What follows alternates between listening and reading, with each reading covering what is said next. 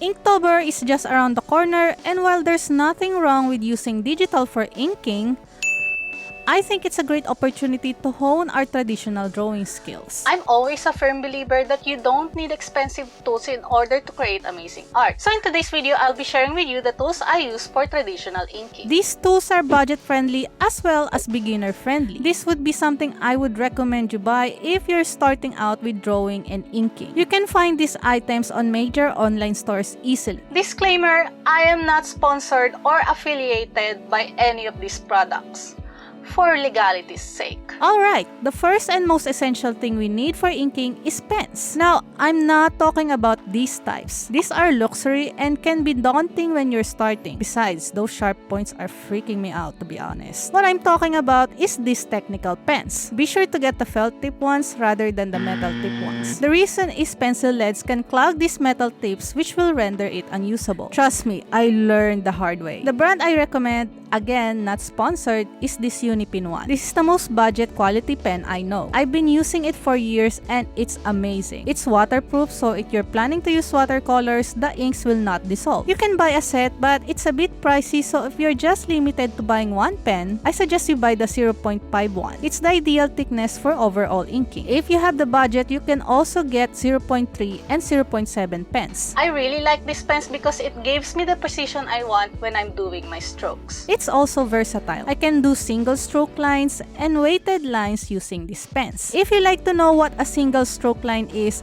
you can check this video where I explain it thoroughly. These technical pens are absolutely amazing for line work. However, if you use this for filling, you're gonna run out of ink fast, and because of the thin strokes of these pens, it's not very efficient either. To compensate for that, we're also going to get a brush pen. I like these ones from Pentel. What's great about this one is that you can buy just the cartridge once the ink runs out. However, what I prefer to do is dip the brush in an ink jar and just use that for filling. Alternatively, you can also just buy a brush and dip that in the ink jar and use that. Be sure to get a firm brush. You can feel that it's firm on your fingers. Ideally, get a natural hair brush rather than synthetic ones. Since we just talked about dipping brushes into inks, we obviously need an ink. So this is the ink I'd like to use. This is called Elefante ink. It's a Chinese ink. Now, I have been looking online on where you can find this, but it is a struggle. So if you need an alternative, look for inks that are waterproof if you're planning to use it on watercolor, like this Dr. P.H. Martin Indian ink or this Redstone's Indian ink I found in our local online store. However, these waterproof inks won't necessarily work well for alcohol markers,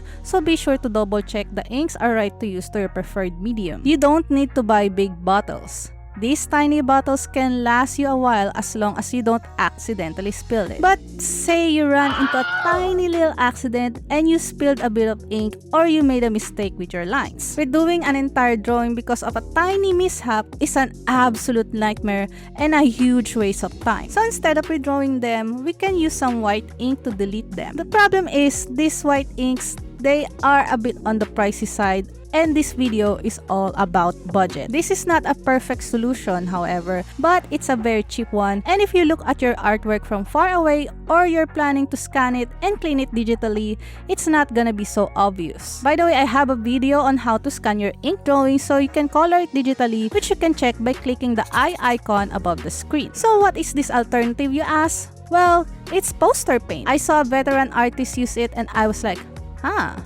I didn't know you could use that. Poster paints are more affordable than these fancy white inks. The downside is it's a bit of a cream color than beach white, which I told you earlier that when you look at it from afar, it's not gonna be super obvious. You also kinda have to apply it thick or in multiple layers because when it dries out, some black bits tend to show through. If you're not super finicky and perfectionist, then this is absolutely fine. Here are some sample ink works where I use poster paint to give you a reference. Now, I shouldn't be telling you this because it's so obvious, but do not dip the brush you use for inks in the white poster paint, even if you washed it. You're gonna end up ruining the paint. Ink pens should only be used exclusively on inks and not everything else. With that in mind, in order to be able to use the white poster paint, we're gonna have to use exclusive brushes for that. These regular brushes are fine. The important thing, just like the ink brushes, is that it's firm so you can get precision strokes. If you have the budget, I recommend these brushes that can store water. See, these poster paints tend to dry out over time, so in order for it to soften again, we can add a drop of water water by squishing this part just a tiny bit. These brushes are better because it's portable and you can easily refill it in a sink compared to using a regular brush where you have to dip it in water. These are the tools I use for doing traditional inking, and I have made fantastic ink drawings using them despite being low budget tools. Now, you're absolutely free to buy the more expensive options, but if you think that's gonna make you better at drawing, well, you might be wasting your money. If you click this video right here, I will tell you why that is.